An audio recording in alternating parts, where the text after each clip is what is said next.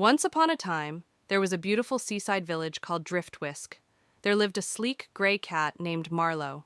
Marlowe was no ordinary cat. Most notably, he loved water, bathtubs, rain, puddles. Wherever there was water, there was Marlowe. While other cats would run from it, Marlowe would sit at the edge of the dock and gaze at the waves with deep affection. He lived with an elderly fisherwoman named Nana Nettie, who always said Marlowe understood everything she said. Every night, when stars lit up the sky above the sea, Nettie would tell him stories of sea creatures, mermaids, selkies, and beings who sang to the moon. But mermaids aren't just girls, Nettie would say. There are tales of merdogs, merfrogs, even mercats, cats that become sea creatures. Marlowe, curled in her lap, would twitch his whiskers as if he understood it all. One foggy morning, Nettie set out early to fish. Marlowe, curious as ever, quietly leapt into the boat. As they reached deeper waters, the fog thickened so much that the shore disappeared, and the sea became completely still. Then suddenly, a strange melody floated across the waves, sometimes high, sometimes low, like instruments played underwater. Marlowe perked up and followed the sound. The boat rocked unexpectedly. Nettie shouted, but it was too late. Marlowe had fallen into the water. He sank deeper and deeper, but he wasn't afraid. Instead, he felt transformed. His back paws began to shimmer with silvery scales.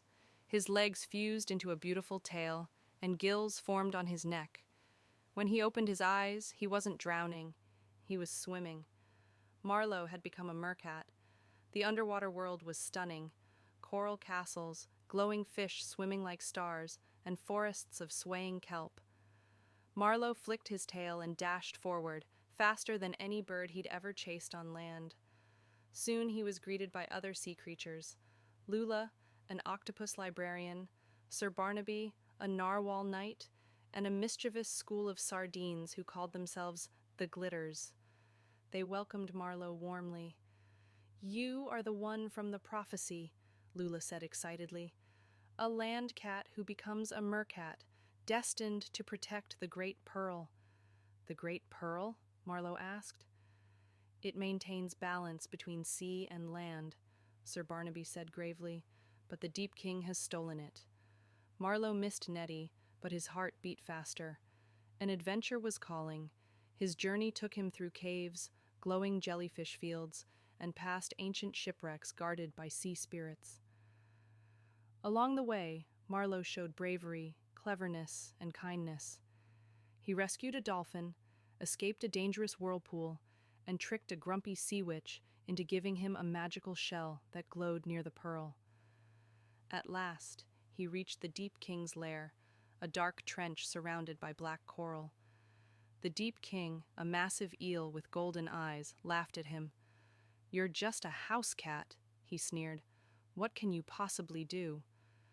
But Marlowe, quick and fearless, swirled through his coils and blinded him with the magical shell. As the eel writhed, Marlowe snatched the pearl and swam with all his might. When he placed the pearl back in its rightful place, inside a giant clam, the sea lit up. Currents became gentle, and sunlight streamed through the water in golden threads. "You did it," Lula whispered.